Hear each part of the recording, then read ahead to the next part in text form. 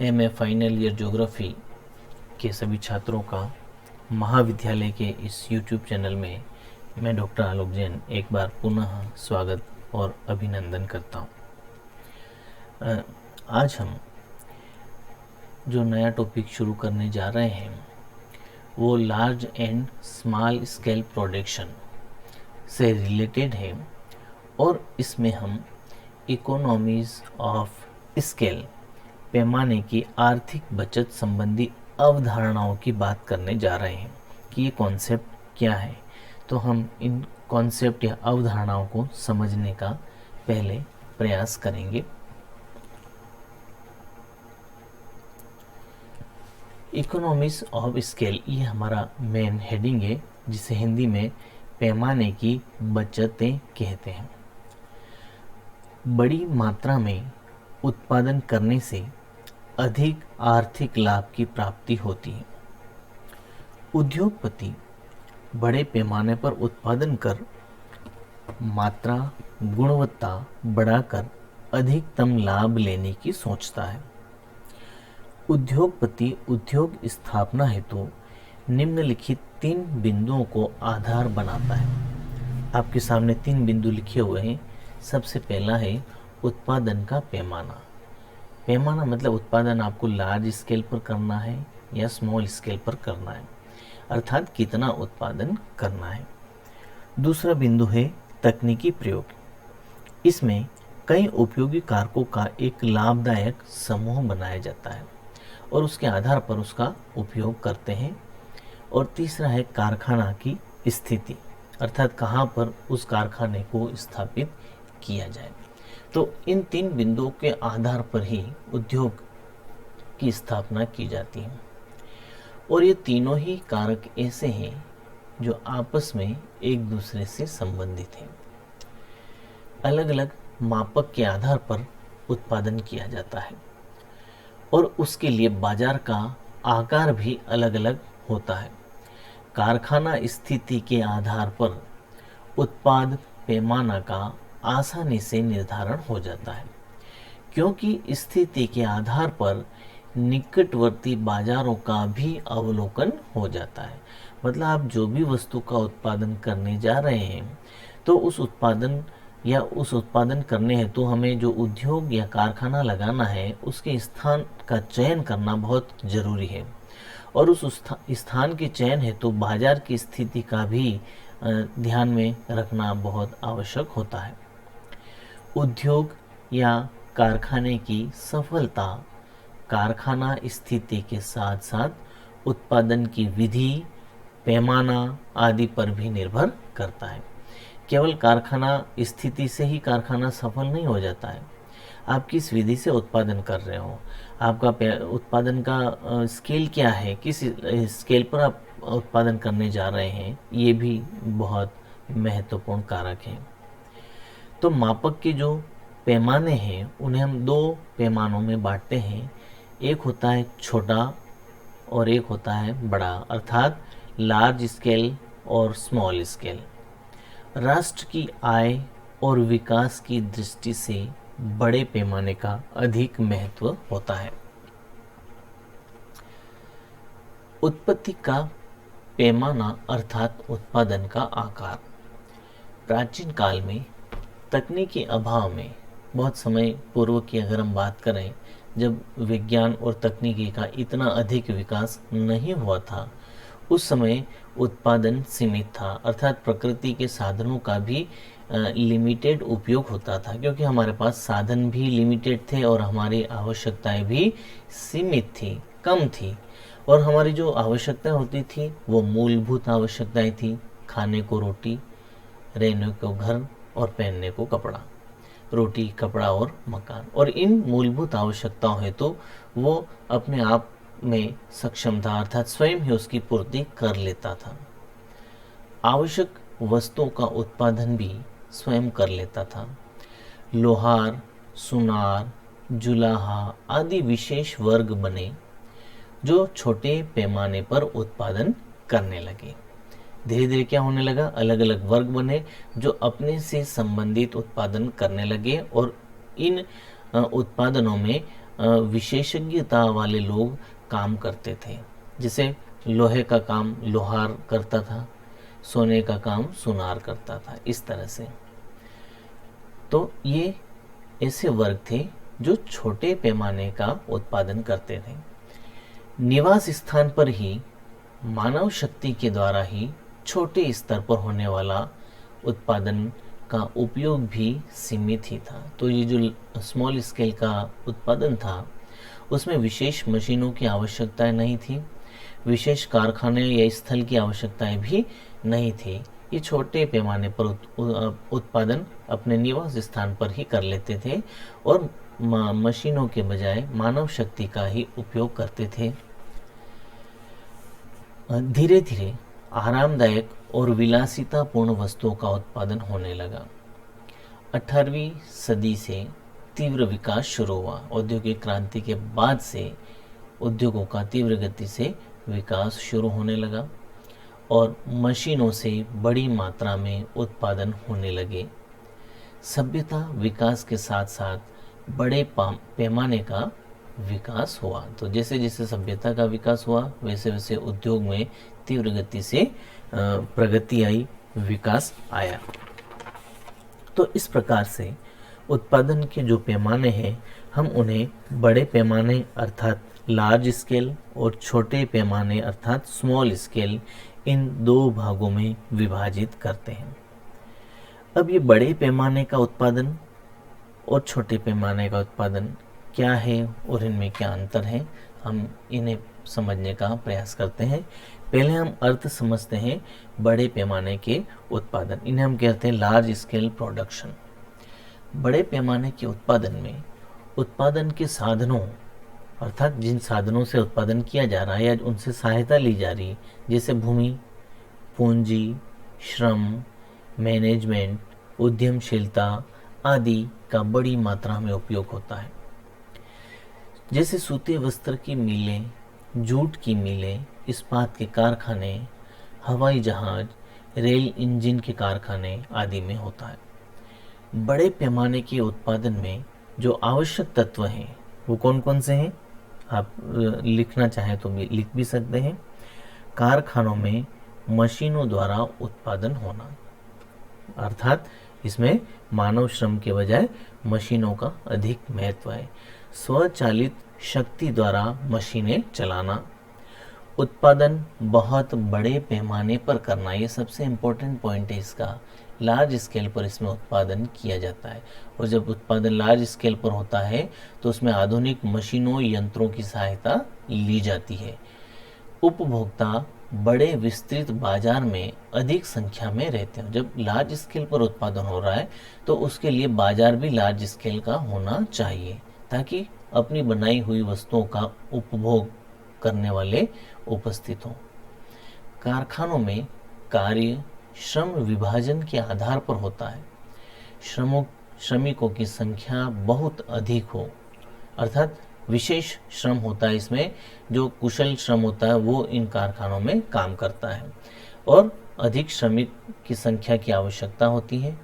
पूंजी विनियोजन बड़ी मात्रा में किया जाता है और इसके लिए बड़ी बड़ी सुविधाएं बैंक फाइनेंस आदि की भी प्राप्त हो जाती हैं। तो इन सभी तत्वों के कारण उत्पादन करने वाली इकाई का आकार और उत्पादित मात्रा दोनों में वृद्धि होती है। अब हम बात कर रहे हैं कि जो बड़े पैमाने के उद्योग हैं उन उद्योगों से क्या लाभ होता है। सबसे बड़ा लाभ इसका होता है उत्पादन में वृद्धि, अर्थात इन लार्ज स्केल उद्योगों से बहुत अधिक मात्रा में उत्पादन लिया जाता है। जब उत्पादन बहुत अधिक होता है तो उसकी कुल लागत अपेक्षाकृत कम हो जाती है, तो आप इसको ये भी कह सकते हैं कि लागत में कमी आती है। तीसरी बात इसमें आप ये लाभ में बताएंगे कि जो वस्तु उत्पादित हो रही है उसकी गुणवत्ता पर विशेष ध्यान दिया जाता है और गुणवत्ता सुधार का प्रयास होता रहता है। चौथा पॉइंट है जीवन स्तर में सुधार। लोगों के जीवन स्तर में इन उद्योगों की वजह से काफ़ी सुधार दिखाई देता है। कई प्रकार की बचतें हो जाती हैं, जीवन स्तर उच्च हो जाता है और साधारण से साधारण लोगों को भी कई सारे साधन जैसे car, scooter, TV, AC, machine, सिलाई मशीन आदि उपलब्ध कराने की बात पहले सोची नहीं जा सकती थी। इसलिए बड़े पैमाने का उत्पादन लोगों के आर्थिक कल्याण हेतु आवश्यक माना गया। तो ये फर्क आया बड़े उत्पादन से, क्योंकि पहले इन चीज़ों का उत्पादन नहीं था, क्योंकि छोटे स्केल के उत्पादन थे। श्रमिकों को लाभ, श्रम विभाजन से कार्य कुशलता बढ़ती है, अतः मजदूरी और अन्य लाभ भी बढ़ते हैं। तो श्रमिकों को भी कई तरह के लाभ इसमें मिल जाते हैं। तो ये बात है लार्ज स्केल उद्योगों के या उत्पादन के लाभ की। जब हम किसी भी वस्तु की विशेषताओं की बात करते हैं तो उसमें कुछ कमियां भी हो सकती हैं, उससे कुछ नुकसान भी हो सकते हैं। ऐसे ही कुछ हानियां होती हैं लार्ज स्केल इंडस्ट्रीज़ या लार्ज स्केल प्रोडक्शन में, जैसे वर्ग संघर्ष और असमान आय। अर्थात जहां पर ये उद्योग स्थापित हैं वहाँ पर तो आय का स्तर बढ़ जाता है, वहाँ पर तो लोगों को रोज़गार मिलने लगता है, लेकिन जहाँ पर इन उद्योगों की कमी है वहाँ श्रमिकों को इतना अधिक श्रम नहीं मिल पाता है।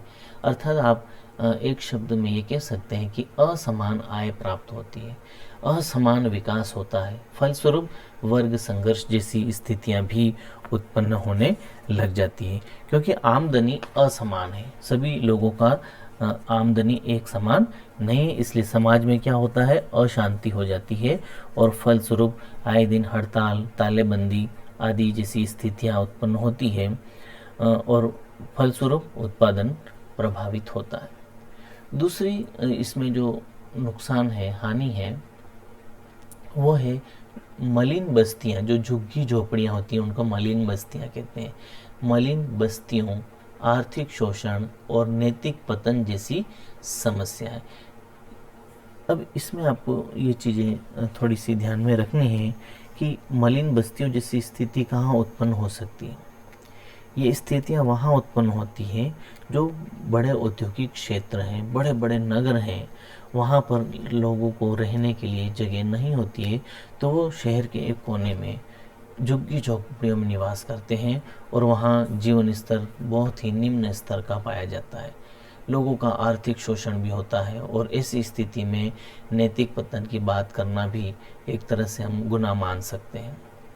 एकाधिकार और निजी क्षेत्र में आर्थिक सत्ता का केंद्रीकरण, तो ये एक बहुत ही महत्वपूर्ण बिंदु इसके अंतर्गत आ जाता है, जहाँ उद्योग या उद्योगपति निजी क्षेत्र में अपना एकाधिकार जमाए रखता है।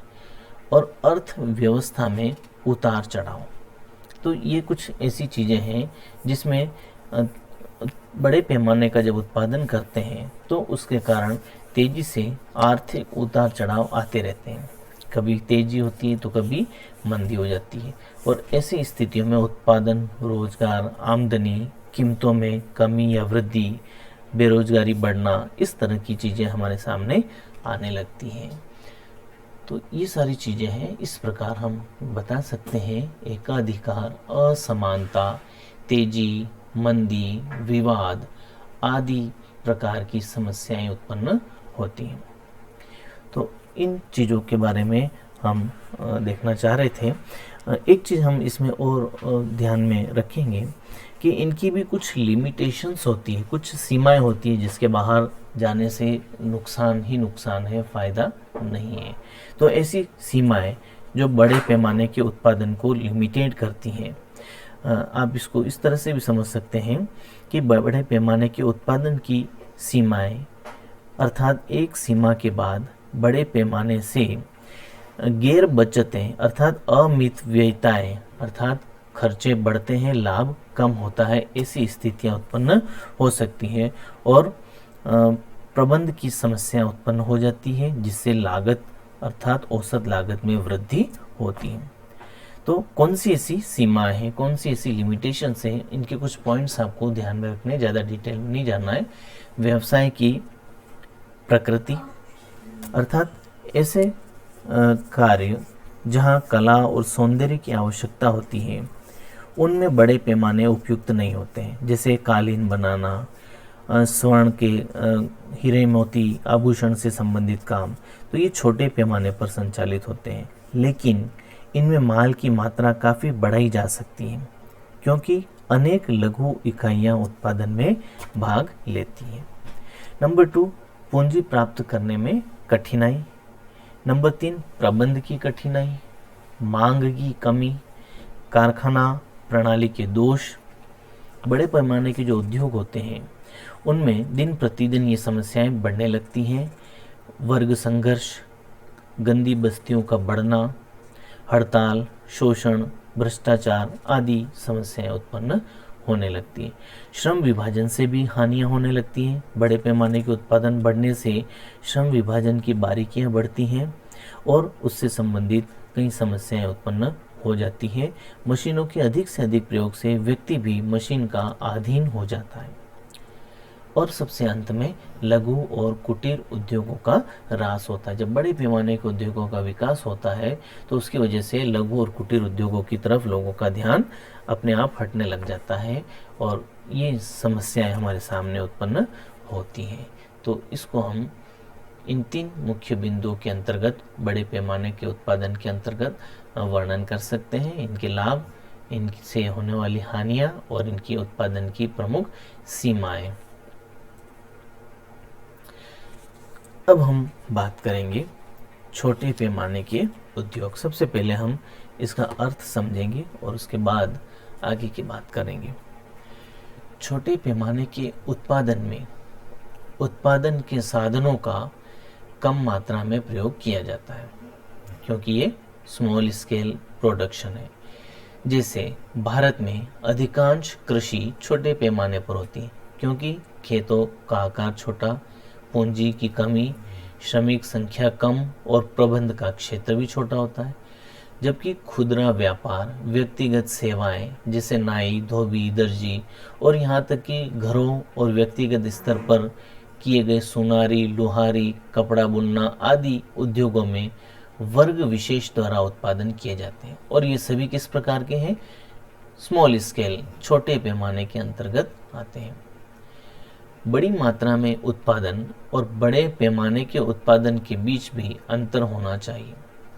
प्रायः बड़े पैमाने से बड़ी मात्रा का उत्पादन होता है, लेकिन अनेक छोटी इकाइयां भी कुल उत्पादन अधिक मात्रा में कर सकती हैं, जैसा कि भारतीय कृषि में होता है और जुलाहे वस्त्र का उत्पादन बड़ी मात्रा में करते हैं, लेकिन दोनों के उत्पादन का पैमाना छोटा ही होता है।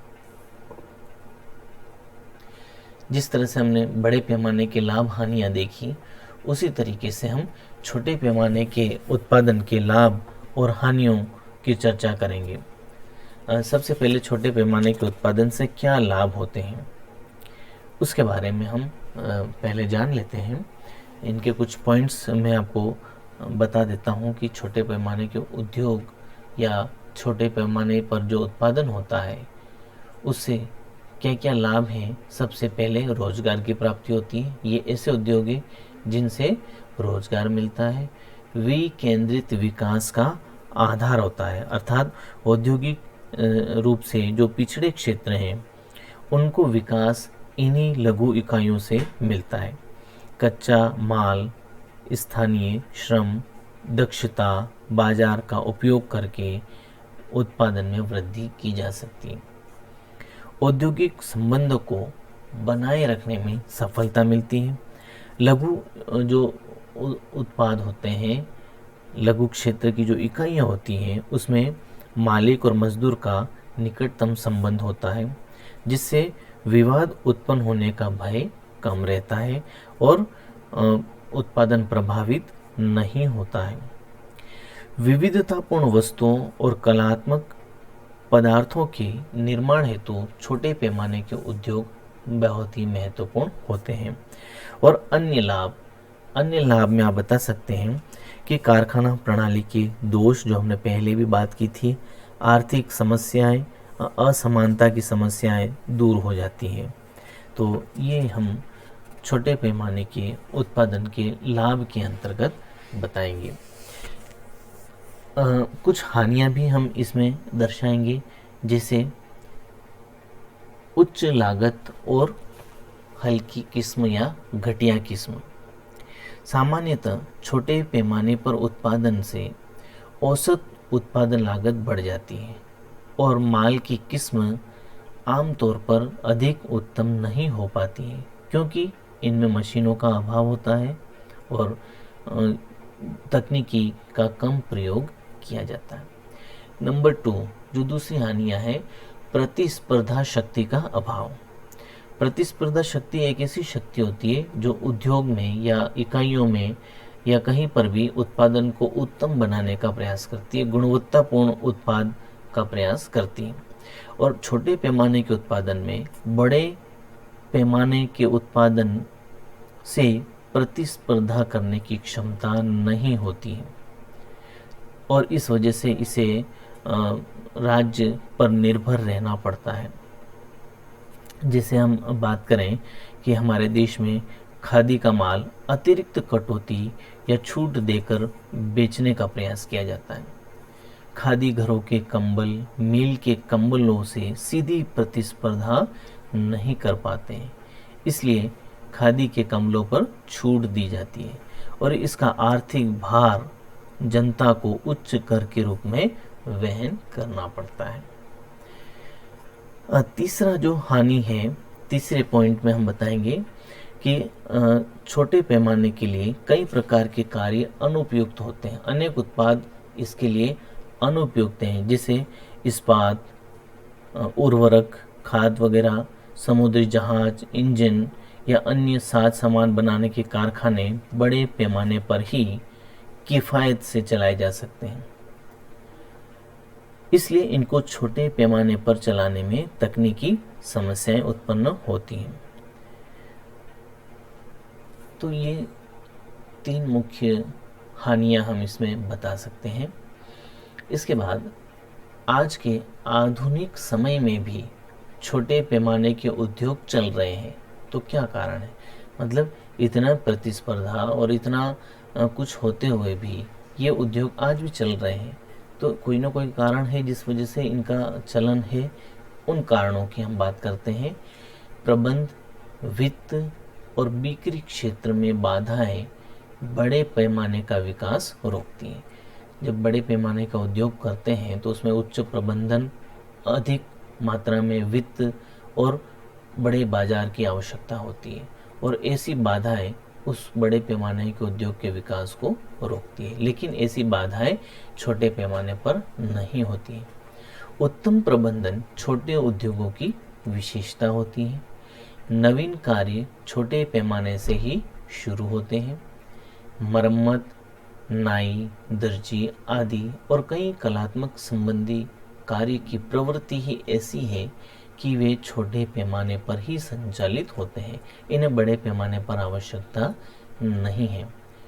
छोटे उद्योग धीरे धीरे विकास करते हैं, एकदम से इनका विकास नहीं होता, इसलिए ये लंबे समय तक चलते हैं। छोटे व बड़े उद्योगों में सह अस्तित्व होता है। बड़े फर्म छोटों को प्रोत्साहन प्रदान करते हैं। तो ये सारे पॉइंट्स हम इसके अंतर्गत बताते हैं छोटे पैमाने के उद्योग में या उत्पादन में। भारत जैसे देश में छोटे पैमाने का उत्पादन कृषि, उद्योग, बिक्री आदि आर्थिक क्रियाओं के क्षेत्र में दिखाई देता है। देश में श्रम की अधिकता और पूंजी का अभाव इसका बहुत बड़ा कारण है, इसलिए देश के लिए श्रम गहन का कार्य ज़्यादा उपयुक्त है। छोटे पैमाने के उत्पादन में अधिक श्रमिक काम कर सकते हैं, इसलिए अर्थव्यवस्था में इनका महत्वपूर्ण स्थान होता है। ये बहुत ही महत्वपूर्ण बात है। सूती वस्त्र के उत्पादन में मिलों, शक्ति चालित करघों व हथकरघों आदि का उपयोग होता है। भारत में उत्पत्ति के विभिन्न पैमाने एक वस्तु के उत्पादन में एक साथ देखने को मिलते हैं। भारत विभिन्न वस्तुओं के निर्माण में विभिन्न पैमाने के सह अस्तित्व का सजीव उदाहरण प्रस्तुत करता है। कुटीर उद्योगों में जो कलात्मक वस्तुएं बनती हैं, उनका अपना एक विशेष महत्व होता है। पैमाने की अनेक बचतों के बाद बड़े पैमाने के उत्पादन ने छोटे पैमाने को पूर्णतः परास्त नहीं किया है। फिर भी तकनीकी विकास बड़े पैमाने के पक्ष में है।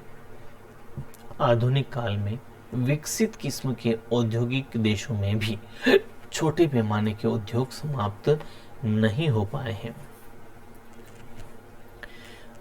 बल्कि वे बड़े उद्योगों के सहायक के रूप में संचालित किए जाते हैं। विकासशील देशों में भी छोटे पैमाने के आधुनिक उद्योग तकनीकी दृष्टि से बड़े पैमाने के उद्योगों पर निर्भर रहने लगे हैं। वे इनसे कच्चे माल की प्राप्ति करते हैं और बिक्री की व्यवस्था के लिए बड़े उद्योगों की सुविधाओं का उपयोग करते हैं। आधुनिक लघु उद्योग भी पूंजी गहन होते हैं और इस प्रकार बदलती परिस्थितियों में भिन्न भिन्न पैमानों में परस्पर समन्वय स्थापित किया जाने लगा है। तो ये लार्ज और स्मॉल स्केल प्रोडक्शन की बात हो गई। आज हम इतना ही पढ़ पाएंगे। कल अगली क्लास में हम पैमाने की बचत के बारे में बात करेंगे और उसमें हमें दो मुख्य बिंदुओं पर चर्चा करनी है, आंतरिक एवं बाह्य बचत। तब तक के लिए हम विदा लेते हैं। धन्यवाद।